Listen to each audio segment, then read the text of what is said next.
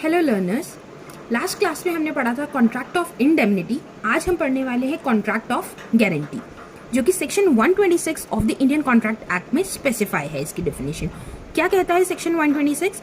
A contract of guarantee is a contract to perform the promise और discharge the liability of a third person of his default. Means अगर हमने एक person की guarantee ली है कि वो थर्ड पर्सन की गारंटी ली है कि अगर वो आपको पेमेंट नहीं करेगा तो मैं उसकी जगह आपको पेमेंट करूंगा। फॉर एग्जाम्पल, ए बी को कहता है कि तुम सी को 50,000 रुपीज दे दो और अगर सी पेमेंट नहीं करेगा तो मैं तुम्हें 50,000 रुपीज दूंगा। तो यहां पर हमारी 3 पार्टीज इन्वॉल्व होती हैं कॉन्ट्रैक्ट ऑफ गारंटी में: श्योरिटी, प्रिंसिपल डेटर और क्रेडिटर। यहाँ पर श्योरिटी जो कि इंश्योरेंस प्रोवाइड करेगा, गारंटी लेगा, वो हमारा होता है श्योरिटी जो कि है ए। सेकंड, प्रिंसिपल डेटर जो पैसे ले रहा है यानी कि सी, और क्रेडिटर जिससे पैसे लिए जा रहे हैं वो क्या होगा हमारा B. Essential elements of a contract of guarantee. Contract of guarantee के लिए कुछ एसेंशियल एलिमेंट्स होने जरूरी हैं। वो क्या होते हैं? सबसे पहले इन्वॉल्व एटलीस्ट 3 पार्टीज। इसमें 3 पार्टीज का इन्वॉल्व होना बहुत जरूरी है। कौन कौन सी 3 पार्टीज हमने अभी पढ़ी? श्योरिटी, प्रिंसिपल डेटर और creditor. Second, free consent of parties. सबसे इंपॉर्टेंट होगा तीनों पार्टीज की इसमें फ्री कंसेंट होनी चाहिए। किसी को भी फोर्स करके कोर्शन करके हमें कॉन्ट्रैक्ट नहीं करवाना है, क्योंकि अगर वो कॉन्ट्रैक्ट फोर्स करके हुआ होगा तो वो कॉन्ट्रैक्ट नहीं माना जाएगा, इनवैलिड होगा, या आप कह सकते हो कॉन्ट्रैक्ट वॉइड होगा। Third, surety's obligation arises only when the principal debtor makes a default. Surety की जो हमारी लाइबिलिटी है या ऑब्लिगेशन है सिर्फ और सिर्फ तभी क्रिएट होगी जबकि जो हमारा जो प्रिंसिपल डेटर है वो पेमेंट नहीं करेगा, डिफॉल्ट करेगा पेमेंट करने में। अगर टाइम लिमिट के अंदर, फॉर एग्जाम्पल बी ने सी को लोन दिया था 50,000 का और उसने कहा मैं आपको जुलाई 30 को दे दूंगा, जुलाई 30 से पहले बी ए से पेमेंट नहीं ले सकता। अगर जुलाई 30 बीत जाती है और फिर भी सी ने पेमेंट नहीं करी, डिफॉल्ट कर देता है, तब जाकर ए की हमारी लाइबिलिटी या ऑब्लिगेशन क्रिएट होगी। D, contract can be oral और रिटन बट नॉट इम्प्लाइड।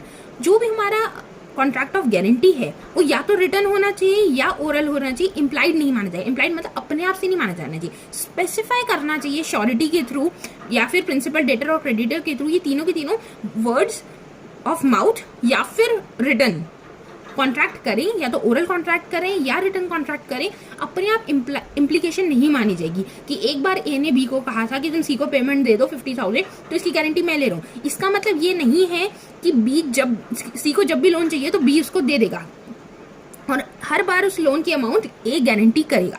ऐसा नहीं है। एक बार की उसने अमाउंट के लिए कहा है, हर बार को आपने इम्प्लाई कर लिया कि नहीं ए तो उसकी जगह पेमेंट कर देता है, तो ऐसा इम्प्लीकेशंस नहीं मानी जाएगी कॉन्ट्रैक्ट ऑफ गारंटी में।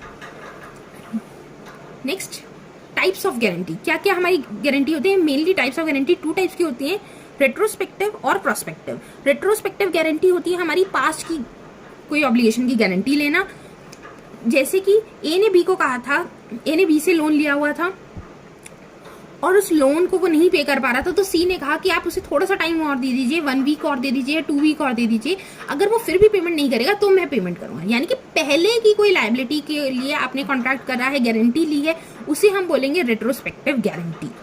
प्रोस्पेक्टिव गारंटी जो कि फ्यूचर के लिए गारंटी ली जाएगी वो हमारी प्रोस्पेक्टिव गारंटी होगी। प्रोस्पेक्टिव गारंटी फ्यूचर के लिए कि अगर नेक्स्ट अब आप कॉन्ट्रैक्ट अप करो कि आप इसको पेमेंट दे दो और अगर ये पेमेंट हमारी नहीं रिटर्न करेगा आपकी तो मैं आपको दूंगा, तब वो श्योरिटी क्रिएट हो रहा है, तब हमारी क्या हो जाएगी? Prospective guarantee. Prospective guarantee further 2 parts में डिवाइड है, स्पेसिफिक गारंटी और कंटिन्यूइंग गारंटी। स्पेसिफिक गारंटी क्या होती है? जब एक ट्रांजैक्शन के लिए लिया गया। हमारा जो एग्जांपल हमने ए और बी का पढ़ा था कि ए ने बी को कहा था कि तुम सी को 50,000 रुपीज दे दो और उसने दे दिए। जब सी यहाँ पर एक टाइम लिमिट के लिए हमारे को दिया जा रहा है स्पेसिफिक गारंटी एक ट्रांजैक्शन के लिए कि 50,000 रुपीज के लिए, तो हमारी हो गई वो स्पेसिफिक गारंटी। कंटिन्यूइंग गारंटी क्या होती है? जब लिमिटेड टाइम पीरियड के लिए लिमिटेड अमाउंट के लिए गारंटी दी जाए। फॉर एग्जाम्पल, ए बी से रिक्वेस्ट करता है कि आप सी को पेमेंट दे दो 1 साल तक के बीच में, आप उसे जो भी लोन दोगे और 1 साल में 30,000 तक के बीच में जो भी आप लोन दोगे तो उसकी गारंटी मेरी है। मतलब अगर वो जितनी बार भी 30,000 लेगा, एक स्पेसिफिक टाइम लिमिट के अंदर जितने भी पैसे लेगा, वो सारी की सारी जो गारंटी दे रहा है वो ए दे रहा है। यानी कि कंटिन्यूइंग में, नाम क्या है इसका? कंटिन्यूएशन में गारंटी जा रही है, कंटिन्यूटी में गारंटी जा रही है, वो हमारी कंटिन्यूइंग गारंटी होती है। अब आएगा कि हमने कंटिन्यूइंग गारंटी तो दे दी, अब इसको अगर हमें टर्मिनेट करना हो, रिवोक करना हो इस कॉन्ट्रैक्ट को, तो हम कैसे करेंगे? रिवोकेशन या termination of continuing guarantee.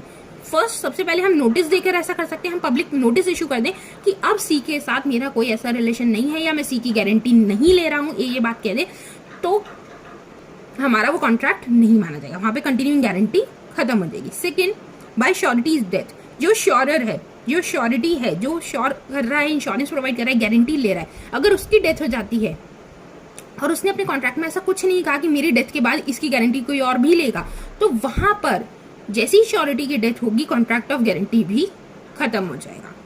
Third, invalid guarantee, अगर जो हमारा प्रिंसिपल डेटर है या क्रेडिटर्स हैं वो श्योरिटी को पूरी इंफॉर्मेशन नहीं बता रहे हैं, कोई मिस रिप्रेजेंटेशन कर रहा है, कंसीलमेंट ऑफ फैक्ट कर रहा है, उस केस में भी हमारा इनवैलिड गारंटी होती है, तो वहां पर ये रिवोकेट हो जाएगा contract of guarantee.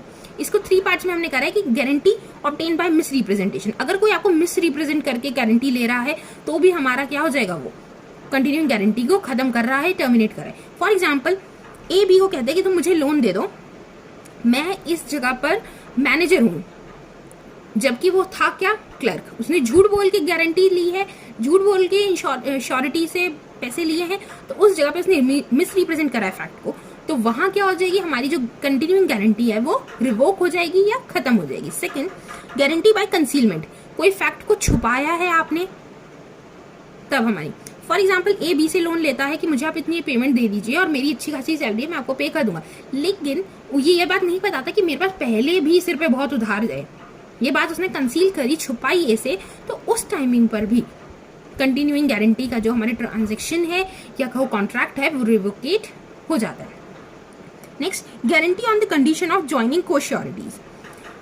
Condition of joining को श्योरिटीज में क्या होता है, ये बात कहता है कि अगर बी भी हमारे साथ मेरे साथ श्योरिटी में आ जाएगा तो मैं सी को 50,000 रुपीज दूंगा और उसकी 50,000 की गारंटी लेता हूं, लेकिन बी उसको ज्वाइन नहीं करता है, रिवोकेट मतलब ज्वाइन नहीं कर रहा है, तो उस कंडीशन में ए की कोई लायबिलिटी नहीं बनती कि वो सी को 50,000 रुपीज दे। यहाँ पर हमने पढ़ा कॉन्ट्रैक्ट ऑफ गारंटी क्या होता है, उसके एसेंशियल एलिमेंट्स क्या हैं, टाइप्स ऑफ गारंटी क्या है, उसे रिवोक कैसे करें। नेक्स्ट वीडियो में हम श्योरिटी की क्या लायबिलिटीज होती हैं, क्या राइट्स होते हैं, इनके बारे में फर्दर डिटेल्स में पढ़ेंगे।